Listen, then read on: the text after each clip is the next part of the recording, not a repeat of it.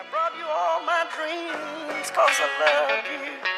I mean, let's be honest with each other, you know what I'm saying? This is what it's all about, right? We want transparency. Well, I'm finna be really real. If I'm honest, when I wrote this, I was faded. Cracked the fifth of bourbon, tilted back into my face and turned around and looked at my wife like, why you staring at me? I'm the man you married. Don't I make you happy? The Lord is my shepherd, and I shall not want. But this website is a quick fix, and it know what I want. That caramel 5'6" thick girl, or maybe that Latin chick. But someone always told me 2 blondes are better than 1, so I guess I'll check this one out. Click. And that's the start of this rabbit hole path called addiction. Just in case you're asking, these girls were just rapping in the video, and then they started dancing, which led to related videos of girls whining, which led to girls grinding. Now, to be fair, sometimes it doesn't happen like that, but the unpredictability of it is exactly what makes it a trap. And now in your lap or on your desktop, your laptop starts to get heated as you've retreated back to a lifestyle that you never thought you'd return to. And somewhere in that time, with your mind seemingly unrestrained, you don't see these girls as ladies, but as substitute lovers, merely pawns in this game called that's too taboo, adult entertainment. But what's the price of our addiction? I mean, no fiction. What is the stuff that they don't want us to see? Well, while we struggle behind the screens, we never see how they suffer behind the scenes. See, we don't see this thing as an actual industry. Hundreds of men and women go to work every day getting screwed physically and mentally. And with every video played, small percentages are made. It's nearly like prostitution, but even some prostitutes get better paid. These people merely get played while getting laid. Is that the price of our addiction? I mean, no fiction. What is the stuff that they don't want us to see? See, while we struggle behind the screens, we never see how they suffer behind the scenes. See, we don't see that our substitute lovers might be mothers. Like young Melissa, struggling to make ends meet, so she shakes it at the Crazy Horse off of 273. No family or friends around to watch her little girl Janae, so unfortunately it's take your daughter to work day. Melissa's most trusted co-worker, Angel, watches Janae backstage while Melissa goes on stage to make that money. But backstage has this weird smell. It's like a mixture of sage, cigarettes, weed, and honey. So Angel takes Janae outside so they can get some fresh air. However, in a split second, Janae left Angel's presence to go find her mommy. As Janae peeks behind the curtain, she sees her mom working with no shirt and a miniskirt, twerking in front of a middle-aged man with grubby hands. Thinking she's Beyonce, this guy proceeds to slap that. "Hey, what are you doing?" said Melissa as she smacked dude's smirk right off his face. The guy was thrown out of the club, but Melissa was still filled with disgrace. And it only gets worse. The next day, Melissa gets a call from Janae's principal saying, during recess, Janae hiked up her skirt, took off her shirt, and smacked a fellow classmate, left him crying in the dirt. "Miss Johnson, we've been over this. The example you're setting for your daughter just isn't okay. If you don't get it together, I might have to call child services and have her taken away." Is this the price of our addiction? I mean, no fiction. What is the stuff that they don't want us to see? See, while we struggle behind the screens, we never see how they suffer behind the scenes. We see guys and girls on the screen getting intimate, but we never see their minds struggle for significance. Like 2 roommates, Marie and Kate, inseparable like Mary Kate and Ashley. You could have sworn they were twins. They even had the same birthday and the same struggle of being comfortable in their own skin. A blonde and a brunette, not their real hair color, both thought that the other was so pretty. This brought much low self-esteem and self-pity. But one night they said bump that and had a party, and they invited everyone, and everyone came, from Juliet to Andrew, from Nadia to Bobby. And at that party they had every drink you could think of, from Jose Cuervo to Bacardi. They got late and many people left, leaving only Bobby, Kate, and Marie, all 3 of them a little drunk. However, this will be the night that the roommates found out Bobby's new hobby. Bobby, a little less drunk than the girls, said, "Okay, I got an idea that's gonna rock your world." Bobby pulled out his camera and said, "Okay, Marie, you put your hand on Kate's shoulders. Kate, you put your hands on Marie's hips. And then you 2 girls lock lips." Now, these girls weren't lesbians, but as aspiring thespians, they took acting classes. And one day on which they had to kiss. So this wasn't out of the ordinary, nor out of the question for them. But with locked lips, curiosity began to hit, and their tongues slipped. And slowly, like a possession, they started becoming more and more aggressive.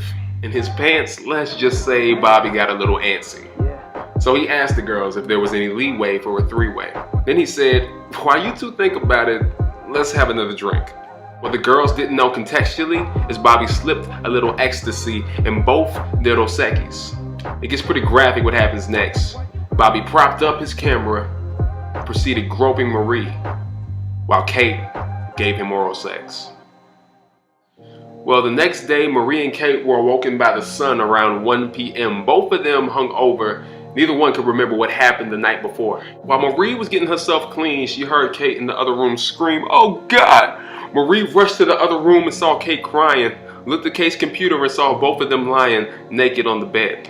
Let's just say in her head, Marie started concocting a way to conduct a clean murder of Bobby where nobody would find the body. We gotta find him, Kate. Come on, let's go. Marie, wait, there's more. He put up the video. Kate then pulled up the Daily Motion tab and smack dab in the middle of the screen were Bobby, Kate, and Marie. They looked at the comments where someone put, "Yo, these hoes are hot, but look like amateurs to be honest."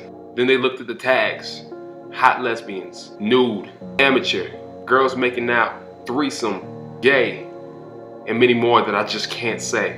Then the two girls looked at each other and cried because they knew their lives would never be the same on that day. Is that the price of our addiction? I mean, no fiction. What is the stuff that they don't want us to see? See, while we struggle behind the screens, we never see how they suffer behind the scenes. Doesn't this all sound sick and twisted? However, the reasons behind why people hide behind the struggle aren't cryptic. They are fear, lust, and pride. See, for me, at its peak, substitute love was like a fairy tale, but there was never a happy ending. See, Ishan Bombay scared me one day when I heard him say, I heard every serial killer was addicted to porn and turned them into a gorilla. It became too convicting online, so I began to paint pictures in my mind. I saw a beautiful girl come to make love to me inside my mind's eye. Deal was working swiftly, but quickly she got old, and so another girl came, but then she got old, and then so another girl came, but then she got old, and then I came to the conclusion that these substitute loves were illusions. I was going insane. I was so ashamed to see a future seed flow out of me with no place to remain and stay for 9 months, where we'll grow from a fetus into a beautiful babe. And I feel a voice whispering to me saying, how does it feel when you realize the love that you were searching for wasn't real? Time after time, this would cause me to kneel down on my knees saying, Father, forgive me please for deliberately saying screw it to your will. Still a virgin, but I became just another version of a substitute lover. You see, this is the price of our addiction. This is not fiction. This is the stuff they didn't want us to see.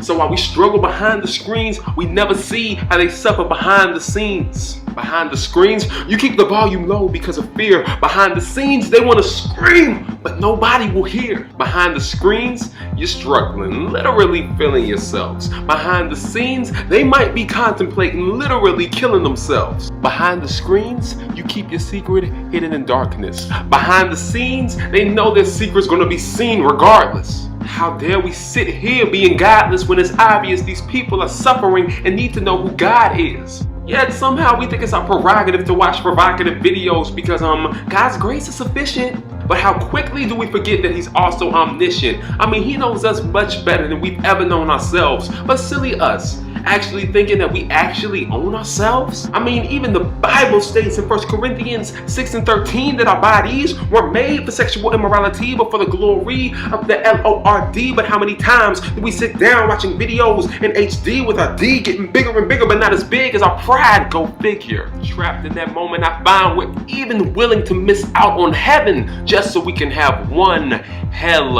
of a time.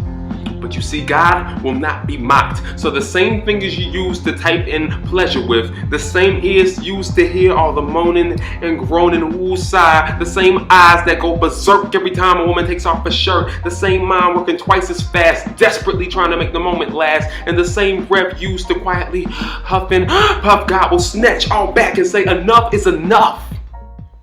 And believe me, I know you might be struggling with school, your family's facing hard times, your boss is on your back, you're having girl trouble, if a girl having boy trouble, and all that's going on at the same time. But don't let all that drag you back down the rabbit hole. God's presence is the only thing that will completely satisfy your soul. In the future, addiction will affect your life, your kids, and your spouses. So men, I encourage you, if you claim to be a real man, stop playing with dollhouses. And women, the dude on the screen, his name is Ben, not Ken like Barbie. Playing with him while you play with yourself is not gonna help hardly. These men and women are not plastic. By God, you and they were fearfully and wonderfully made. You no longer have to practice getting laid. I hope by now this point has been made clearly. So whether a porn addict or porn star, you will fall from the sky every time you try to find your significance in the business of sex. And I know the name of this poem is called Substitute Lovers, but the true lover of your soul says you weren't made to be that. Fact of the matter is,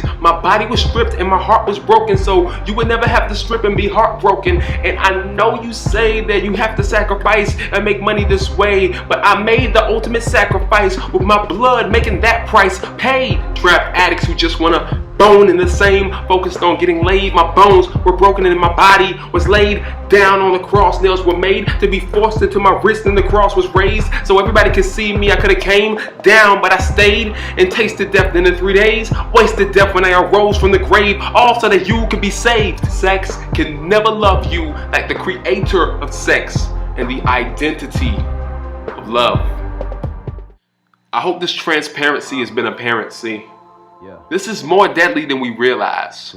But once we get over our deceitful feelings, our egos, and our fear, then we can see the danger through real eyes. For real guys and ladies, when substitute love is just driving you crazy, slowly stopping your blood flow like a tourniquet, make God the perfect lover of your soul, who shed his blood, because he is love, and his love is permanent. Listen, I pen songs for the perishing and parishioners, them hearers and them listeners, the home and the visitors. This is not a game you can't tame or make it pretty. They say the earth cursed, so our mouths stay dirty. It's mud on the track, a slug in your back. Police done pulled you over with a